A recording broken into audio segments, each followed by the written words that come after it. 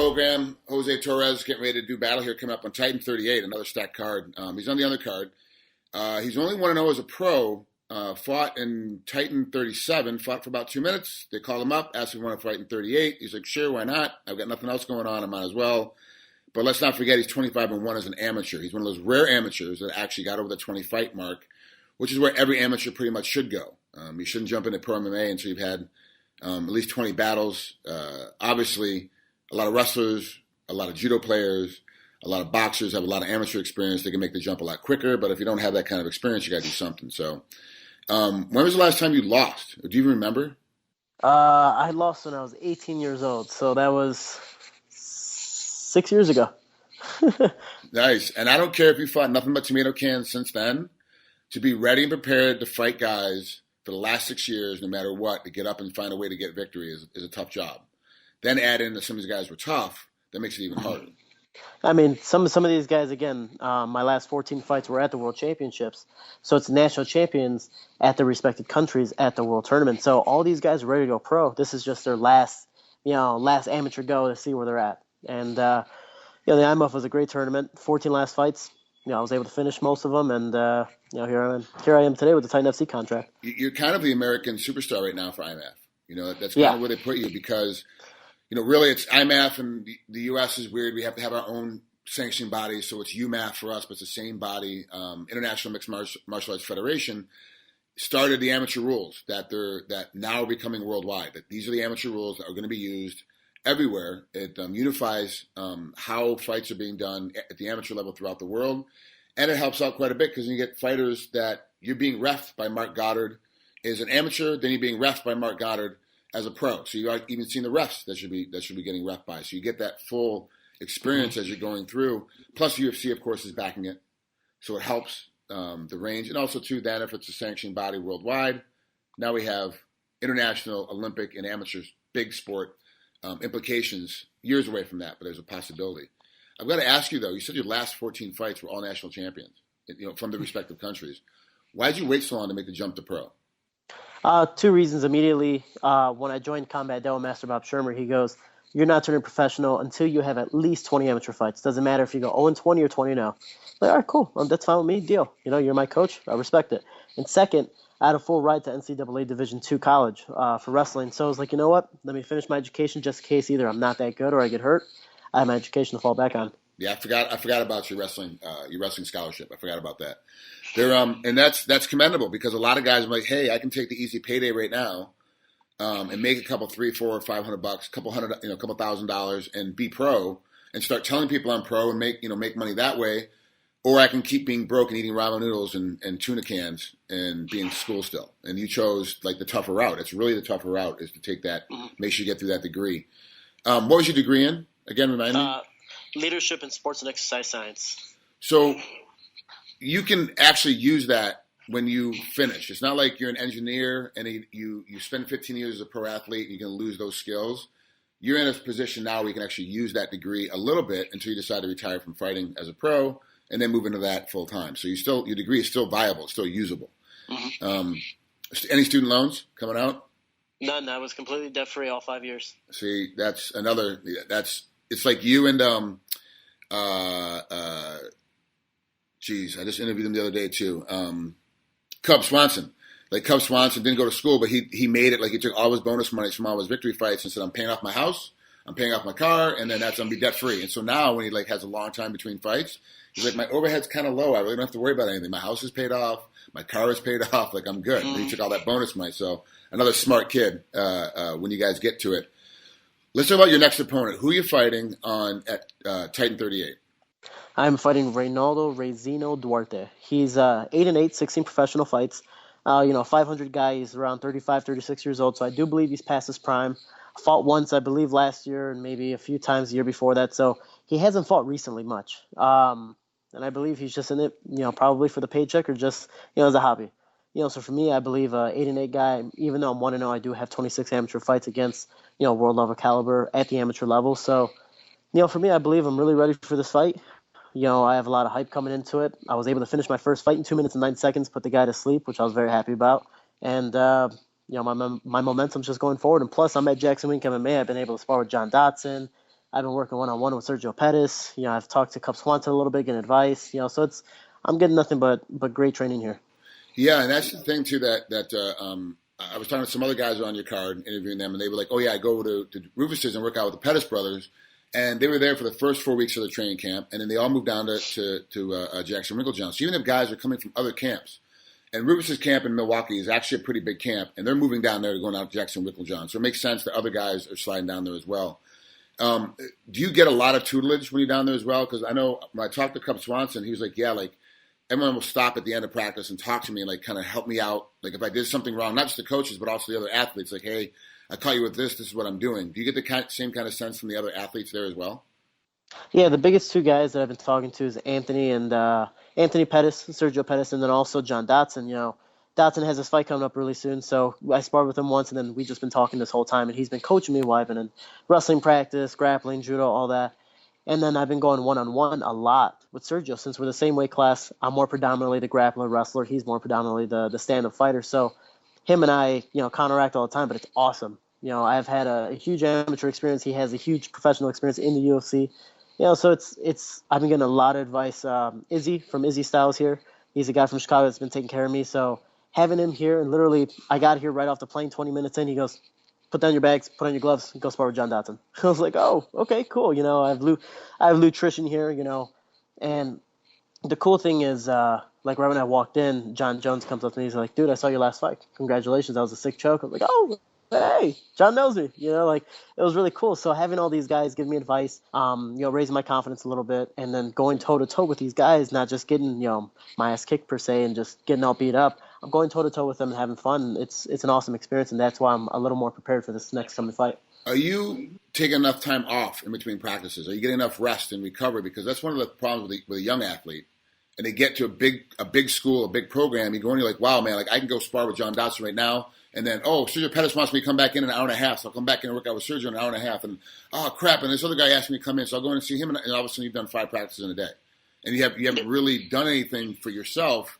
It's always been, I can't wait to work out this next big name, this guy I see on TV every Sunday night. Like, what am I going to do? So are you getting enough rest and relaxation in between your practices? Yeah, it's actually, I have. And the reason why it's like here, I'm used to doing 2 hours back at home in Chicago every single practice, 2 to 3 hours. Here, they only go about an hour and a half, but they're just intense. It's either live drill or live goes. So they're just intense. And it's not just going with, some Joe Schmo. These are just all top-level UFC, Bellator, 1FC guys. So it's pretty cool. I'm in the dorms, and there's a bunch of Mongolians that don't speak English. They're very prideful. They won't tap, Even if you have them in submission, you're just like, I got it. I'm not even gonna try to crank it. But I remember I went with Sergio, and we were both beat up. We were exhausted. And some people stay after to roll around a little more just to get some, some extra looks. And the Mongolian's like, hey, you want to go? I'm like, yeah, sure, why not? I remember he took me down very quick and, gave me the top crucifix. And it was one of those things where I had no energy. I was like, dude, I'm done. Because 2 years ago, I ended up, I went to boxing. I did maybe 2-3 hours straight of boxing. And it was just back to back to back to back. I was too prideful. And my coach was like, shorty, go home. You're starting to suck. I was like, no, I'm going to go to wrestling. Thanks for kicking me out. So I went to wrestling, and I ended up cracking my sternum because I fell wrong. And then I was out for 2-3 months. So listening to my coach and listening to my body now is definitely more reasonable. I mean, right now I'm a little sick, so I probably did overtrain. The altitude's a little, it definitely, pays its toll. So right now I'm relaxing all day today, and I'll get back at it tomorrow. There, there's obviously a bunch of greats down there right now. BJ Penn is down there as well. There's a bunch of guys that have all moved on. But you're in the dorms. Like a lot of these guys are in the when I talk to Cub and when I talk to BJ, they're over in the hotel. So they have somebody comes in and cleans up for them every day. But you're in the dorms, which is like a communal place. It's almost like a hospital from that kind of mindset. It's amazing that more guys walk out of there sick with extra stuff. I mean, not saying that anybody in there is actually completely dirty, but just different bodies and different spaces and all being confined at one little local place. What do you do when you're on the road and say, God forbid this happens, but say it turns into something not serious, but something you have to go see the doctor for? Is there a doctor close by or a clinic close by you guys can go get some medication? I do know they have a small doctor's clinic in here, but I believe that's more for aches and pains.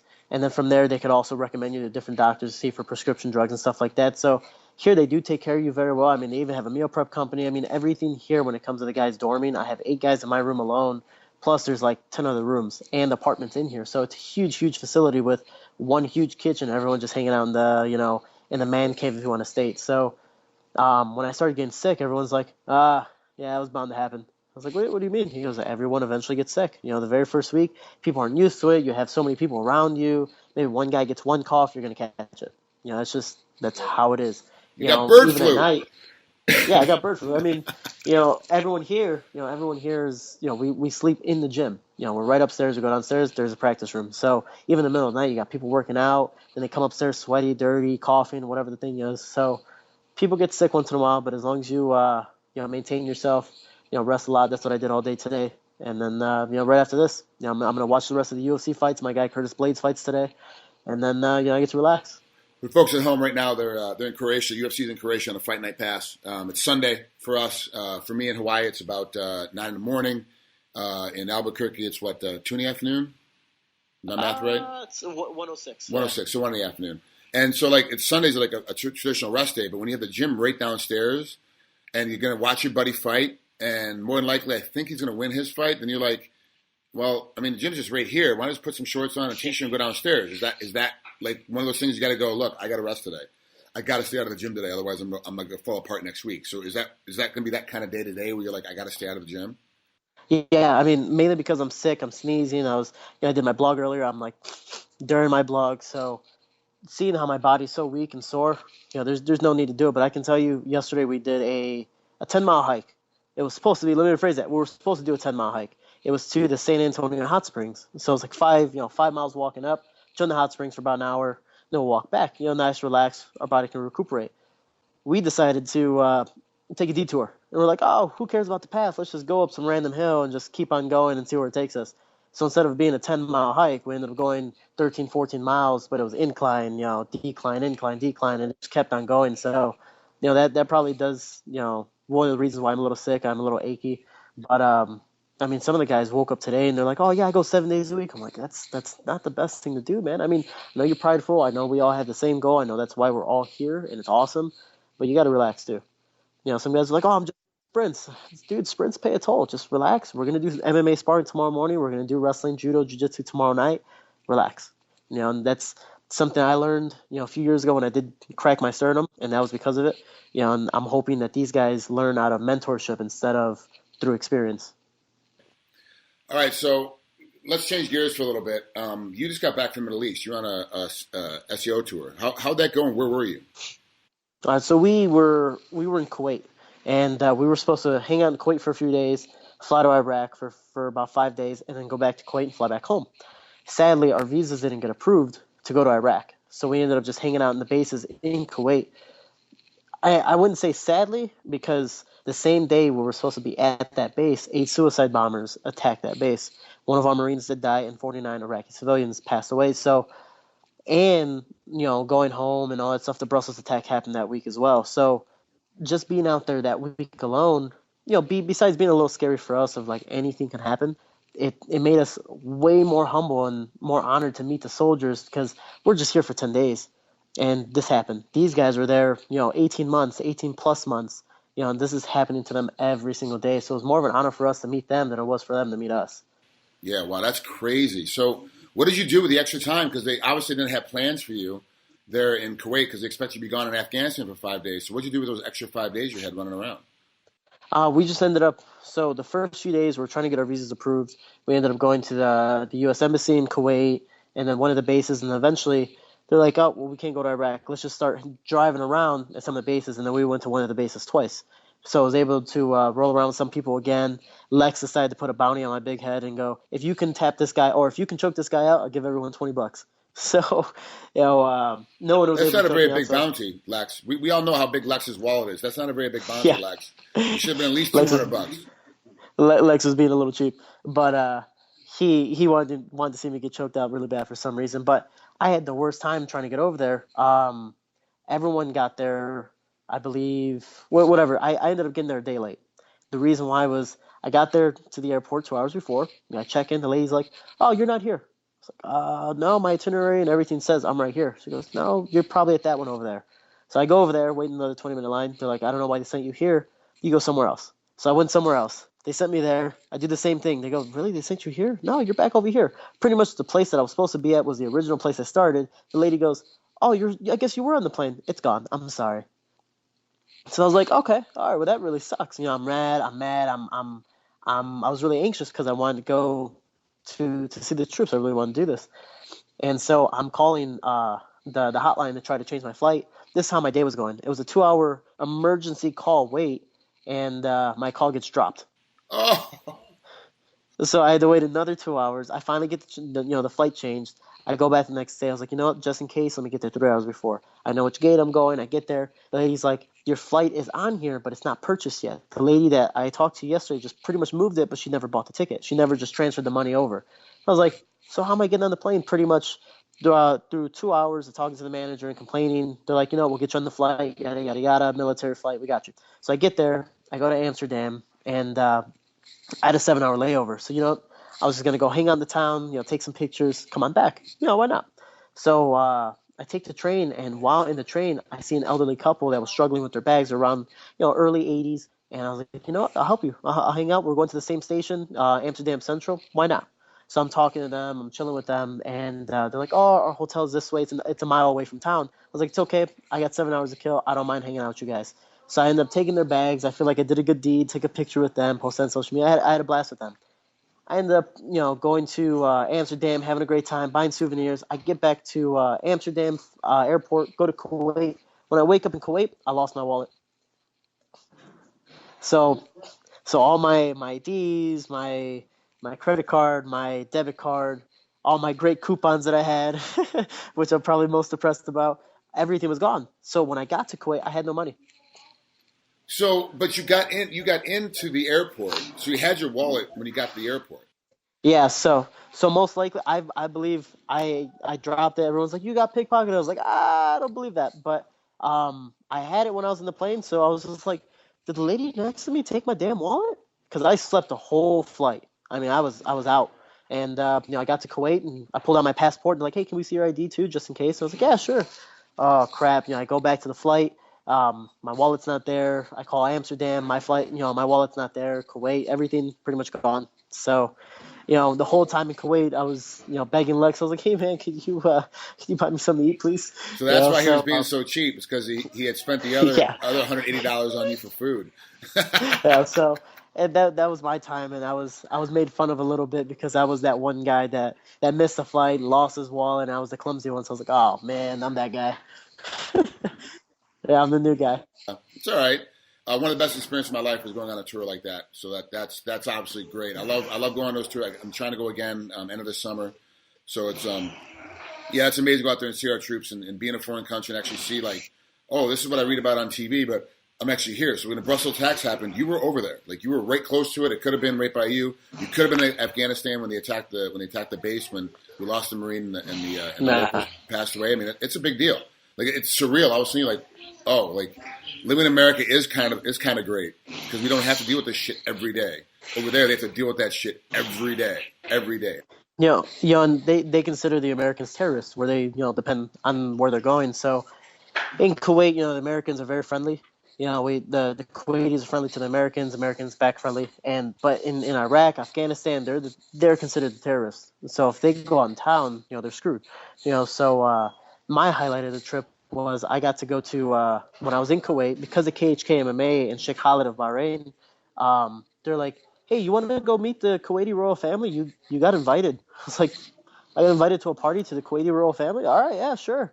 So, I get there and I'm with one of the guys, Bob from the U.S. Embassy. We're just hanging out in suits. Everyone's, wearing their thobes. And everyone's driving in Ferraris, slingshots. There's a gold-plated Porsche, all this stuff. And I was like, dude, we came in, a taxi. Like, I feel so out of place, but everyone was real humble, real nice. They traveled all over the world for education, so their English was really well, and it was a good time, man. It was an awesome.